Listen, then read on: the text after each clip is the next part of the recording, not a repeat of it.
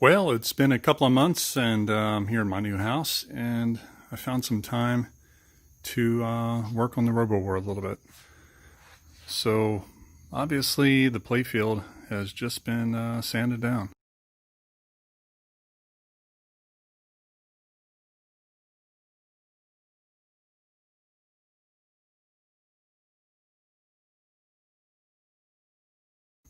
I started with a 60 grit orbital, and the artwork came off fairly easy.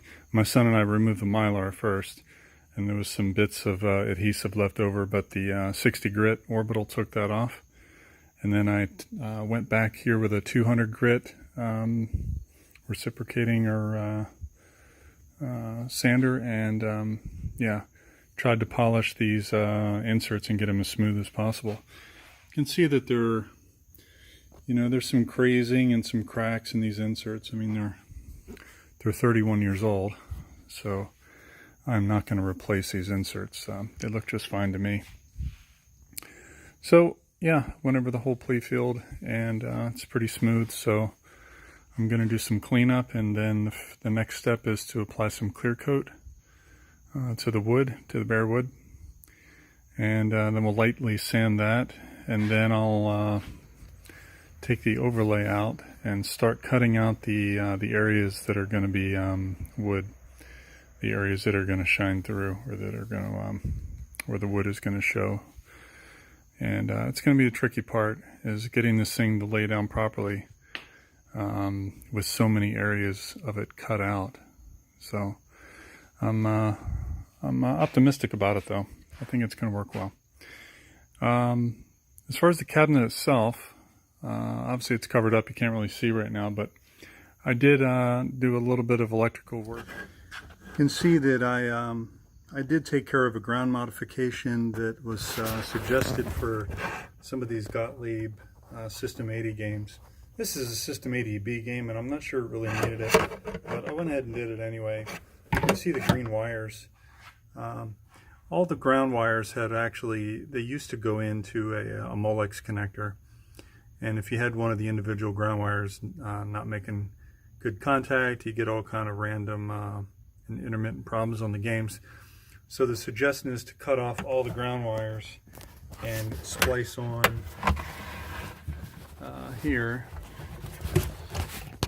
If you can see that. So I've taken all the ground wires and I've spliced them together, and then these ground wires go to an eyelet that is then screwed back into the transformer chassis here, which is a solid ground. So all of the wires that come down from the playfield and the back box are tied in 100%. No more Molex connectors. So I thought maybe doing that would solve my little sound problem. I was optimistic about that, but that did not happen. The sound problem is still there. But I did find out, as I'll show you in another video clip, that it could be related to the EEPROM or maybe some capacitors. So I'll show you that other video clip here.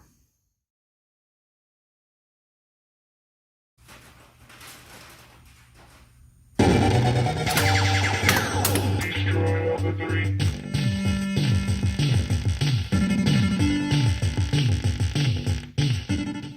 And here it is with the EEPROM at K2 removed.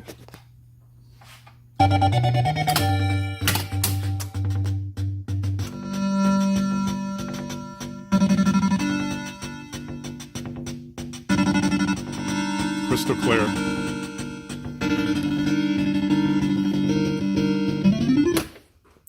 So the problem is either this EEPROM or somewhere else on the board on that side. Here on the board, this is K2. This is the EEPROM that is controlling the sounds right here, K2. So it could be somewhere in this area. It seems like the other side here is fine, but I'm just going to go ahead and recap the board, change all the capacitors that I can find. There's a bunch of them here. All these capacitors are probably dried out of spec, and it's causing some issues. Or it could be that EEPROM, but that's pretty easy to fix. But in any case, that's where we're at right now. And in the next couple days, I'll get the clear coat on here and start prepping the overlay that's going to go on here.